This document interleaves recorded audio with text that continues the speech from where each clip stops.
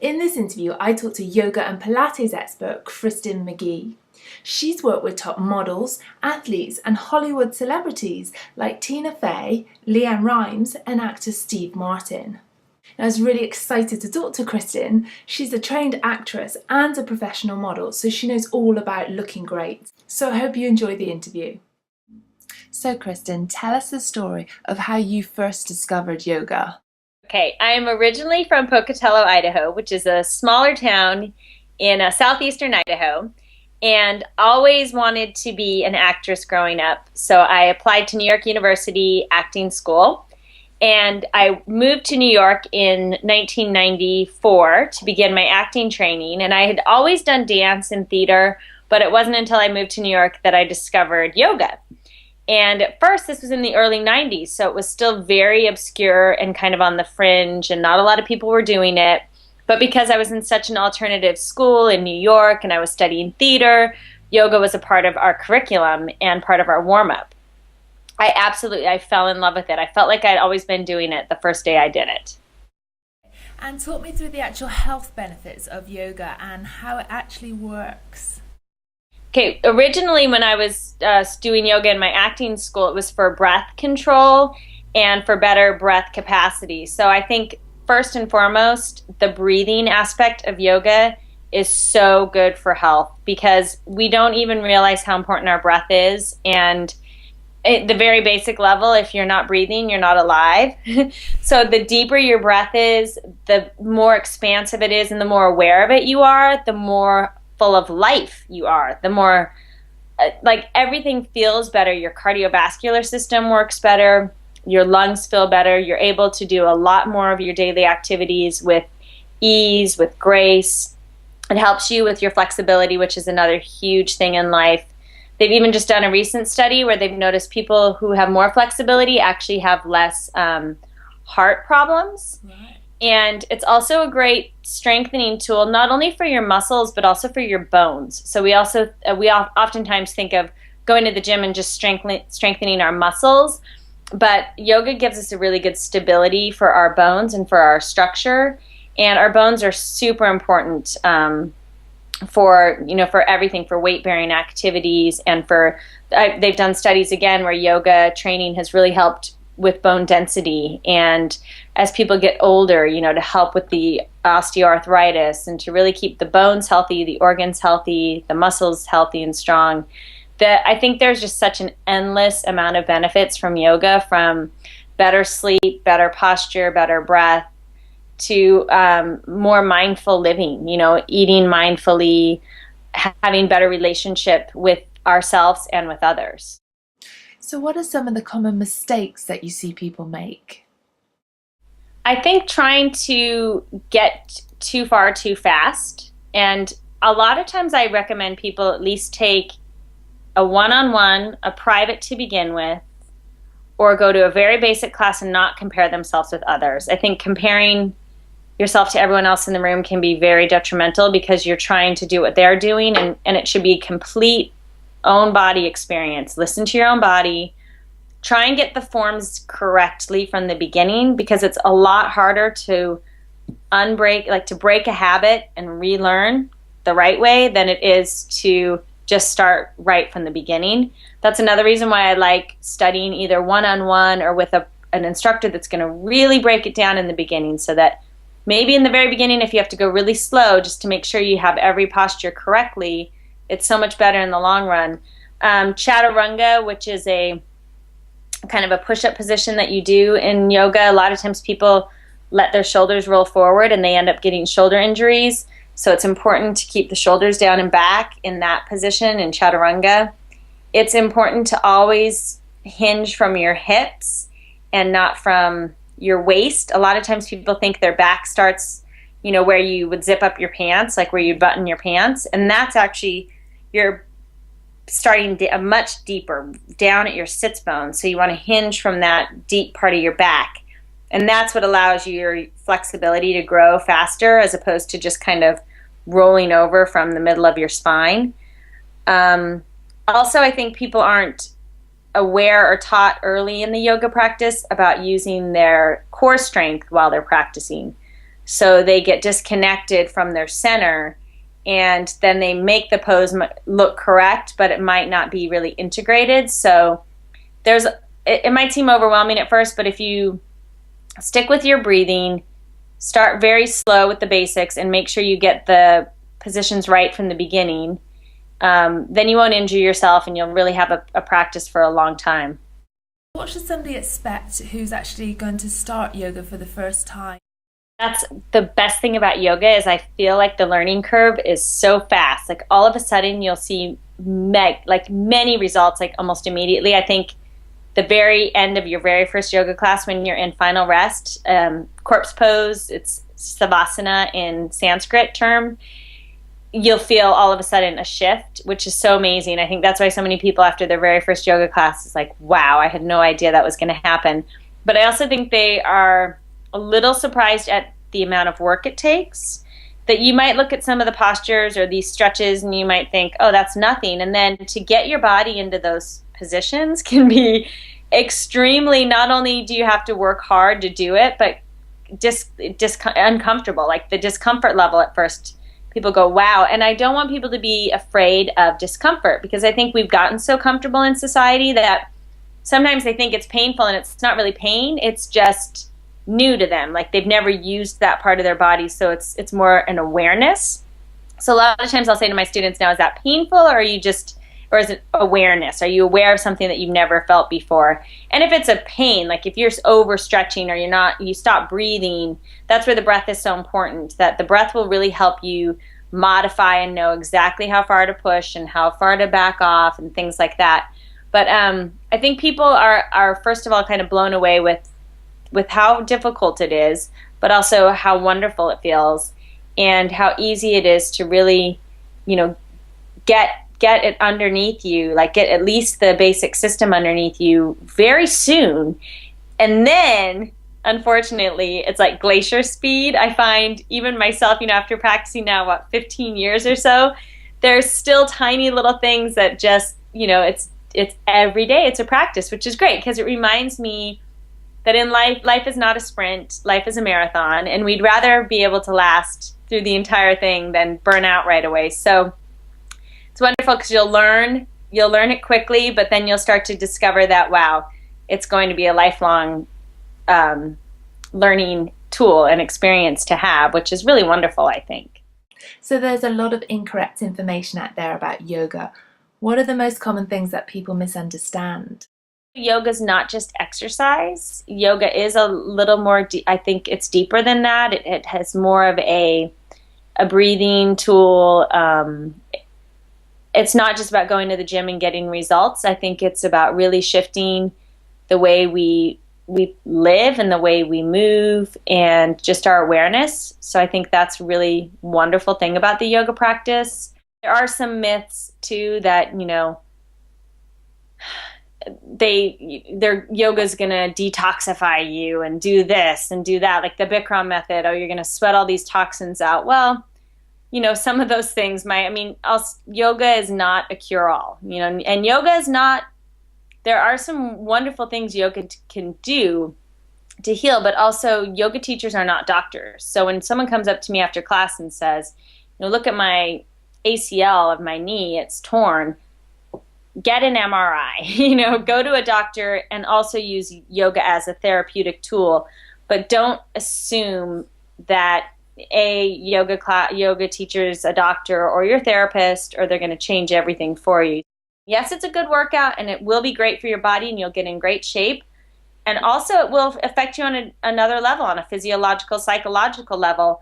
But there's still another whole part of life, like you might still need to see a doctor. You might still want to see your psychologist if you're having other issues in life, and you still might want to do other forms of exercise. I personally love to still ski and hike and run and do some weight training. And so I don't think it's an end-all be-all.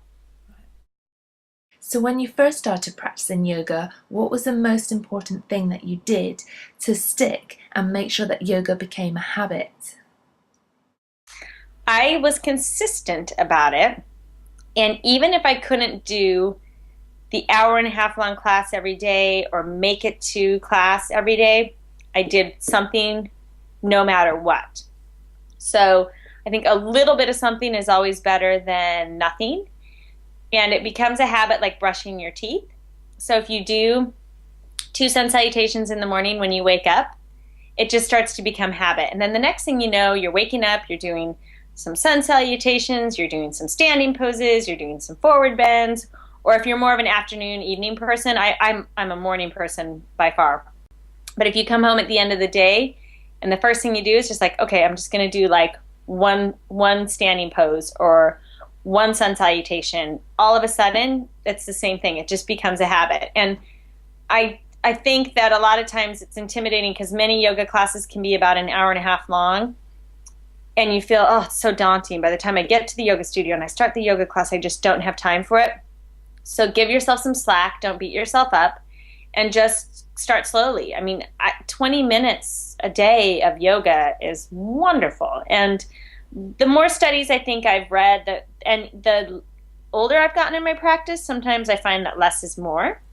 So I think in the beginning, we almost feel like we have to do so much. You know, we get so overwhelmed. Oh, but if we can't do an hour and a half and another this and that, then we just won't do anything at all. So try and just get a couple minutes in the beginning every day. And then you'll find that you actually open up the space to have the time to go to the studios and take those longer classes if you just at least make it that habit on your own. And are there any resources that you'd recommend for people to check out? I do like, even though he is an Ashtanga teacher, Richard Freeman's work is really wonderful on an entire level. He's got some pranayama tapes, some breathing lessons. He has a wonderful book called CD set, actually, and a book called The Yoga Matrix, and it kind of explains a lot of the yoga philosophy if you're more interested in going that deep. And he has some yoga DVDs. I have a series of yoga DVDs that I've done, but there's many yoga DVDs out there that are wonderful. I mean, Shiva Ray has some wonderful yoga DVDs. You know, even I think Rodney Yee has some beginner DVDs, Baron Baptiste. There's a lot of wonderful resources like that. And I think what's so great about yoga DVDs is, you know, a class is maybe $15, $20, $25 depending. And a yoga DVD can be anywhere from about that price, but you have it for, you know, over and over and over again. So you could build a collection of great yoga DVD practices and be able to practice at home a lot. But I also think it's great to listen to your own self and just start doing your own practice. Try to not always have to go to a class or watch a DVD. The Manduka mat is a really wonderful yoga mat. It's kind of like the Mercedes-Benz of yoga mats. It's a thick black yoga mat called the Manduka mat. And it's not really an easy one to travel with. They do make a light one that's eco-friendly as well. But it's a nice one to have at home because it's padded enough that you can do a lot of, it doesn't hurt when you lie down. And it's just a really good supportive mat. You can also use it for Pilates and other things. And then I do recommend getting a yoga strap, some blocks, some sandbags are nice, some yoga blankets, things like that if you want to bolster, or some props at home are always nice. Iyengar's book, The Iyengar Way, wonderful big glossy photo book that shows every yoga pose and then broken down with the Sanskrit language and how to get into the posture. And so that's nice if people like to look or read from a book or learn from a book. And anatomy books are nice. Just there's even like an anatomy coloring book that's kind of nice. You can. Oh, there's also a yoga anatomy book, which is really neat. It shows almost like the skeletal system in every yoga pose. So, who did that book? That is, you know what? Let me check. I have it on my bookshelf. I can even show you it. That's here. This is a really wonderful book. I don't know if you can see it. Yeah. It's The Key Muscles of Hatha Yoga, and that's by Ray Long. And he's got 2 books now, so that's really neat because it shows, you know, it shows the bones, it shows like skeletal articulation. I mean, you can't really, I don't know if you can really see much on here, but I find books like that are really neat because it has even little quizzes at the end, like little chapter quizzes, like I think the more you know about your body, the easier it is too to do class. Like, oh, this is my rear deltoid, and this is what's bothering my shoulder. If I let my shoulder roll too far forward, I'm going to start to injure my rotator cuff. So you can put everything together. It's really great. That's a wonderful book. Yeah, that sounds really interesting. There's another man too, Paul Greeley, Grilley, and he has like yoga anatomy videos that you can watch as well. And he talks about everyone having a different bone structure and to not push things past certain limits. Like someone's arm bone might move more in the socket than others. So that's nice too, because it teaches you that we're all different. Everybody, again, don't compare yourself with anyone else in class. Okay, so what's your number one insider secret to improving health and fitness that people can do right now? Take a deep breath. That's immediate. That's going to immediately bring more oxygen to the brain, to the blood, to the body, to the lungs. And again, just the deeper you breathe, everything in life starts to shift. And I think that, I have a yoga teacher she's always says, 90% of your nutrients can be taken in through the air that you breathe. She calls it space dust. That pranayama, or to breathe in the Ujjayi way in yoga class, it's inhale and exhale out the nose, and you almost create like a Darth Vader sound.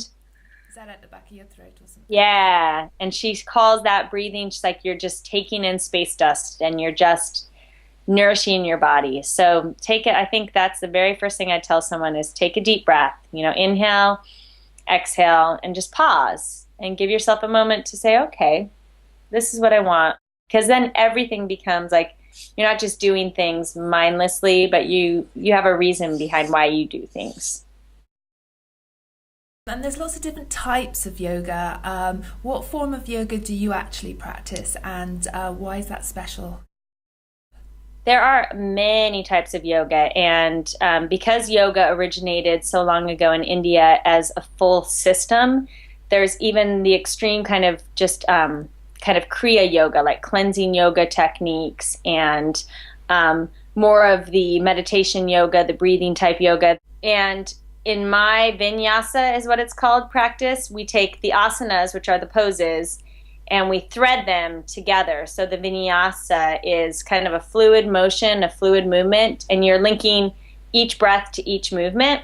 So it's almost like swimming on land, or it's a very much like more of a Tai Chi or a dance style of yoga where you flow through the movements and you build your own body heat. And then some of the poses will hold, and we'll really get deeper into them once we've built up that heat. So in vinyasa yoga, what's really nice is it's fluid, and I find that it kind of combines a lot of aspects. It's got the strength and the structure and the fluidity. So you're getting a little cardio, you're getting the strength aspect.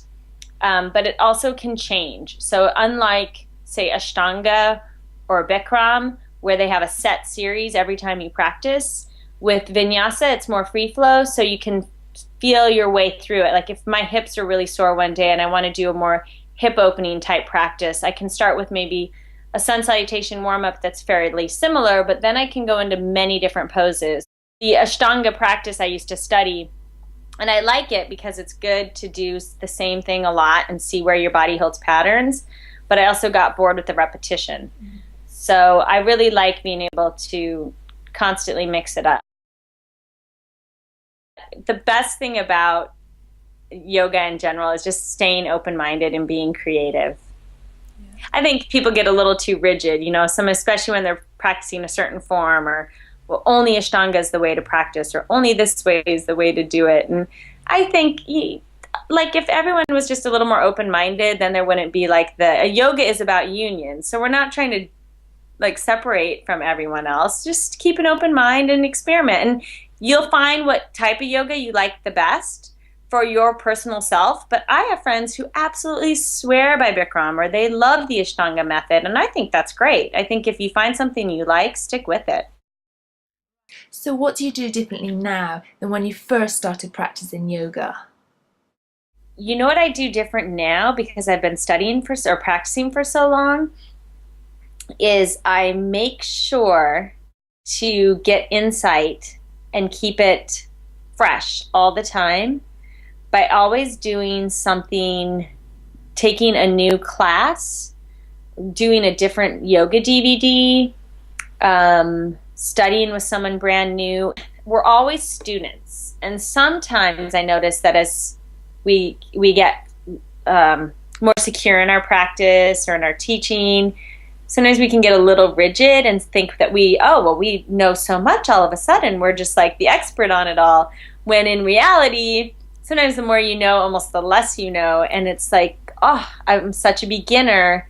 I've gotten so deep in this discovery, I can actually flip a new page now and start a whole new level. So I think keeping it fresh and keeping a student's mind, and also learning from your students. I notice when I teach new students or when I bring in new information, I'm almost teaching myself more. So I try and keep just an open mind. So what's your advice to people who break their habit? How can they get back on track again? Think back on the times when it was really working in your life and how you made it work.